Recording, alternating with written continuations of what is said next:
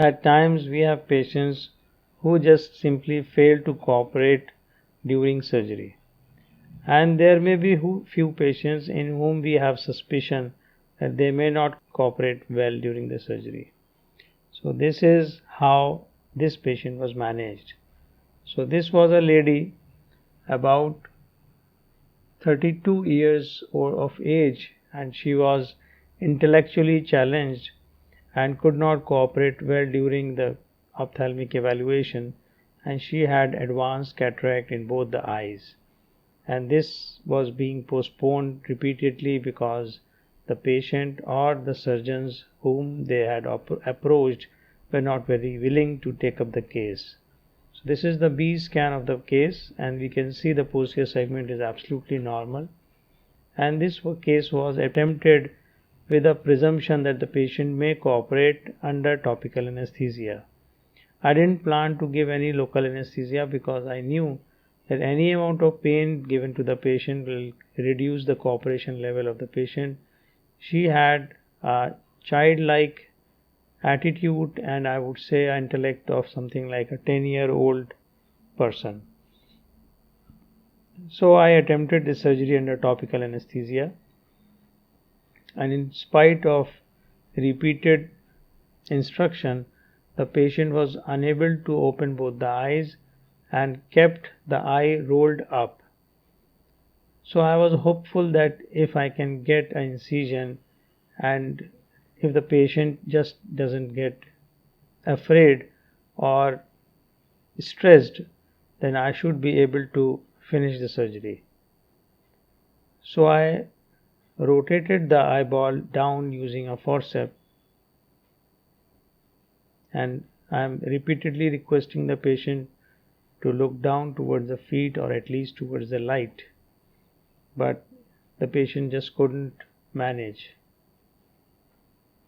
So thinking that if the patient can tolerate my procedure, I'll continue.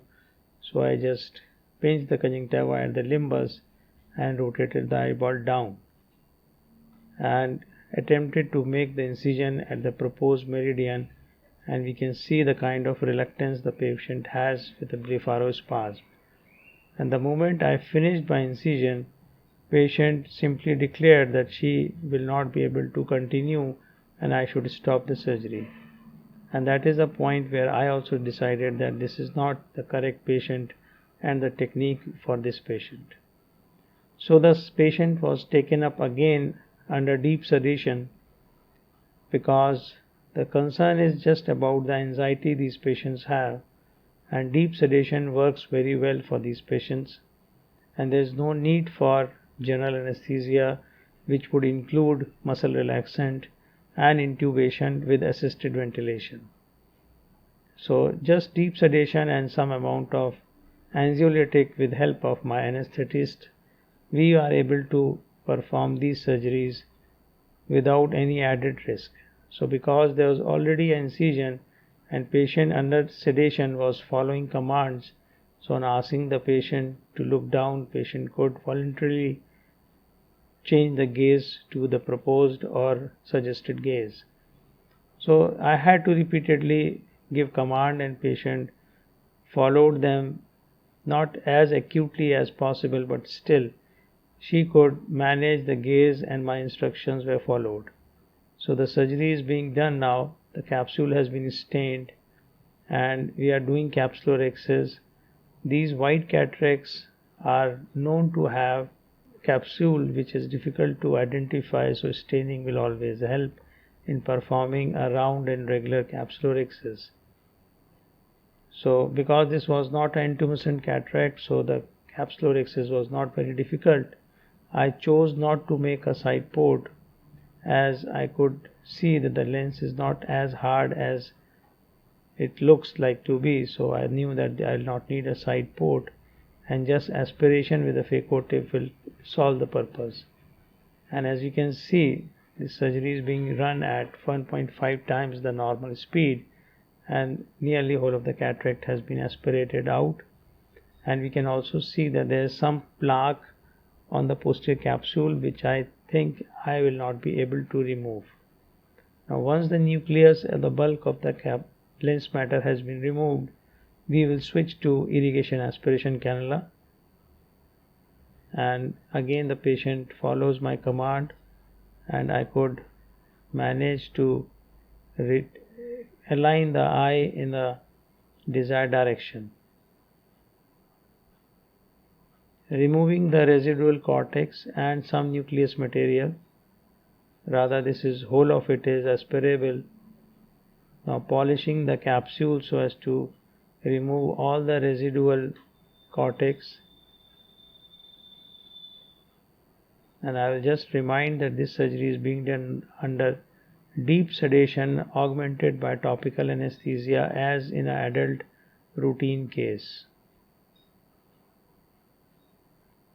Some amount of conjunctival chemosis has started appearing, but we should be able to finish within time.